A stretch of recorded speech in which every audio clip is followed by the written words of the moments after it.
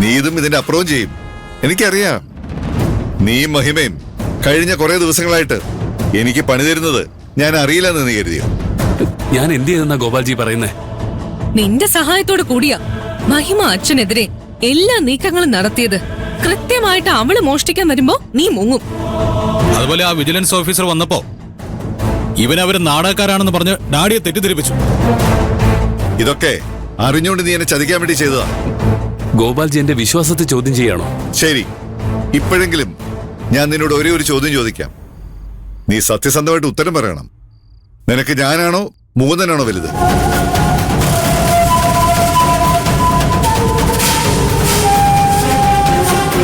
മുകുന്ദൻ. എനിക്കറിയാമായിരുന്നു. അവനും മഹിമയും മഞ്ജു എല്ലാം പറയുന്നത് കേട്ട് നീ എനിക്കെതിരെ തിരിഞ്ഞു കഴിഞ്ഞു.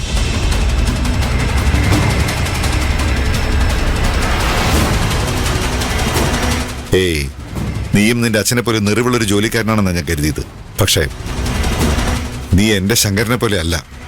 മതി ഗോപാൽജി, ഇനി നിങ്ങൾ എന്തെങ്കിലും പറഞ്ഞാ ഞാനും മോശമായിട്ട് പ്രതികരിച്ചു എന്ന് വരും. അത് വേണ്ട. ഗോപാൽജിക്ക് എന്നെ വിശ്വാസമില്ലെന്ന് വ്യക്തമായ സ്ഥിതിക്ക് ഇനി നിങ്ങളുടെ കൂടെ ജോലി ചെയ്യുന്നതിൽ ഒരർത്ഥമില്ല. ഇനി നിങ്ങൾക്ക് നിങ്ങളുടെ വഴി, എനിക്ക് എന്റെ വഴി.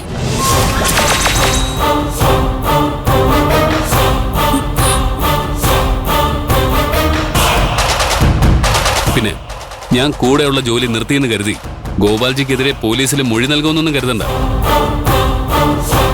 അങ്ങനൊരു നെറുകേട് ഗിരി കാണിക്കില്ല. കാരണം ഞാൻ ശങ്കരന്റെ മകനാണ്.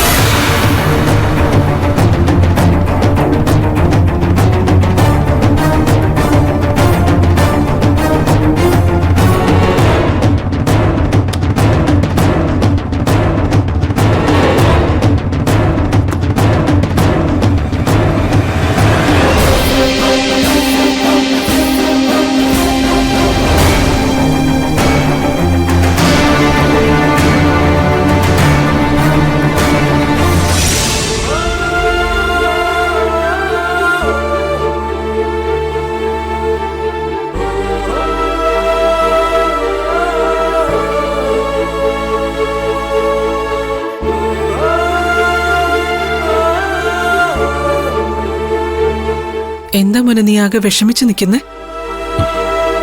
എന്താ ഗിരിയേട്ട പ്രശ്നം? ഞാൻ ജീവിതത്തിൽ വളരെ പ്രധാനപ്പെട്ട ഒരു തീരുമാനം ഇന്നെടുത്തു.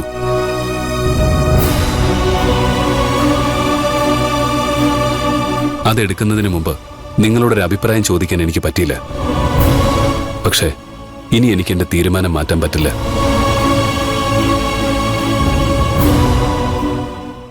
നീ മനുഷ്യനെ ടെൻഷൻ അടിപ്പിക്കാത്ത കാര്യം എന്താണെന്ന് പറ.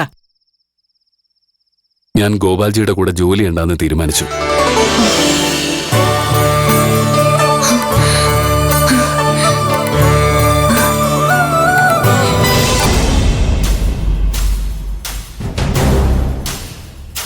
വർഷങ്ങളായി ഞാൻ അദ്ദേഹത്തിന്റെ നിഴലായി കൂടെ നടക്കാൻ തുടങ്ങിയിട്ട് അദ്ദേഹം ചെയ്ത പല തെറ്റുകൾക്കും എനിക്ക് കൂട്ടു നിൽക്കേണ്ടി വന്നിട്ടുണ്ട്.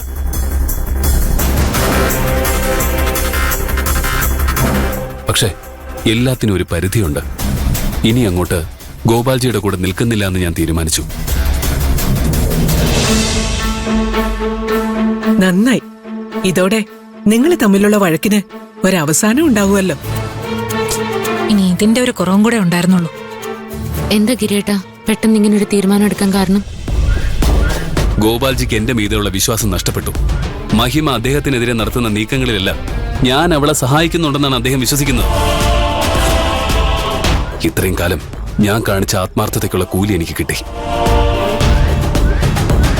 അതുമാത്രമല്ല, എനിക്ക് വേണ്ടപ്പെട്ടവർക്കെതിരെ ഗോപാൽജിയോ അദ്ദേഹത്തിന്റെ കുടുംബമോ എന്തെങ്കിലും നീക്കം നടത്തിയാൽ ഞാൻ ഒരിക്കലും ക്ഷമിക്കില്ലെന്ന് അദ്ദേഹത്തിനോട് വ്യക്തമാക്കിയിരുന്നു. ഞാൻ കൊടുത്ത താക്കീത് അദ്ദേഹം അവഗണിച്ചു. അയാൾ ആരെയാ ലക്ഷ്യം വെച്ചത്? മഹിമയാണോ? അല്ല, മുകുന്ദന്. മുകുന്ദൻ എന്ത് തെറ്റ് ചെയ്തിട്ട് അയാൾ അവനെ ദ്രോഹിക്കാൻ ഇറങ്ങി തിരിച്ചത്?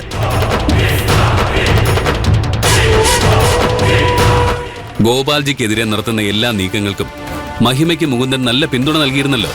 അവൻ ഇനി വെറും വക്കീലല്ല, മജിസ്ട്രേറ്റ് ആവാൻ പോവല്ലേ. ഇനി പിന്തുണ കിട്ടിയാൽ മഹിമ എന്തൊക്കെ ചെയ്യുമെന്ന് പേടിച്ചിട്ടായിരിക്കും ഗോപാൽജി അവനെ കുടുക്കാൻ ശ്രമിച്ചത്. സഞ്ജു മുകുന്ദന്റെ ബൈക്കിൽ മയക്കുമരുന്ന് ഒളിപ്പിച്ച് അവനെ കള്ളക്കേസിൽ കൊടുക്കാനുള്ള പരിപാടിയായിരുന്നു. ഈശ്വര, ഭാഗ്യത്തിന് അവൻ കൃത്യം എന്റെ മുന്നിൽ വന്ന് ചാടി. അവനെ അടിച്ച് ഗോപാൽജിയുടെ മുന്നിൽ കൊണ്ടുപോയപ്പോ സഞ്ജുവിനെ ചീത്ത പറയുന്നതിന് പകരം എന്നെ ഗോപാൽജി കുറ്റപ്പെടുത്തി.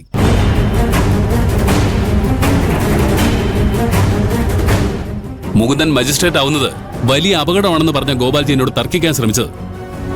സഞ്ജുവിനെ ഗോപാലിന്റെ അടുത്തേക്ക് കൊണ്ടുപോകുന്നതിന് പകരം പോലീസ് സ്റ്റേഷനിലേക്കായിരുന്നു കൊണ്ടുപോകേണ്ടിയിരുന്നത്. ഞാൻ അതിനെക്കുറിച്ച് ആലോചിക്കാഞ്ഞിട്ടല്ല. പക്ഷേ ഒരു നിമിഷത്തേക്ക് ഞാൻ സ്വപ്നയെ അവളുടെ കുഞ്ഞിനെക്കുറിച്ചും ചിന്തിച്ചുപോയി. ഞാൻ കാരണം അവരുടെ ഭാവി നശിക്കരുതെന്ന് എനിക്ക് തോന്നി.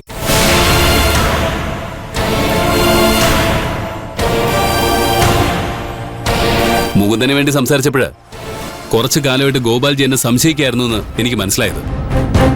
ഇനിയും അദ്ദേഹത്തിന് വേണ്ടി ജോലി ചെയ്യുന്നതിൽ അർത്ഥമില്ലെന്ന് എനിക്ക് അപ്പോഴാ മനസ്സിലായത്. പിന്നെ വേറൊന്നും ആലോചിക്കാൻ നിന്നില്ല. അപ്പൊ തന്നെ ജോലിയിൽ നിന്ന് രാജിവെച്ചു. ഇങ്ങനെ എടുത്തുചാടി ഒരു തീരുമാനം എടുക്കണമായിരുന്നോ ഗിരിയേട്ടാ? അല്ല, വേറൊരു ജോലി കിട്ടിയ ശേഷം പോരായിരുന്നോ ഈ രാജിവെക്കല്? എന്നെ വിലമതിക്കാത്ത ഒരാളുടെ കൂടെയാണ് ഞാൻ ജോലി ചെയ്യുന്നതെന്ന് മനസ്സിലാക്കിയിട്ടും ഞാൻ എങ്ങനെയാ അവിടെ തുടരുന്നത്?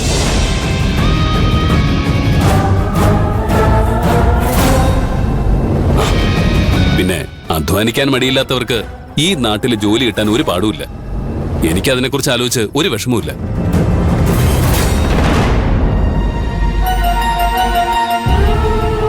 ഇത്രയും കാലം മനസ്സിൽ ആരാധിച്ചിരുന്ന ഒരാളുടെ അടുത്ത് നിന്നും വിട്ടുപോകേണ്ടി വന്നതിൽ ഒരു വേദനയുണ്ട്. അത്രേ ഉള്ളൂ.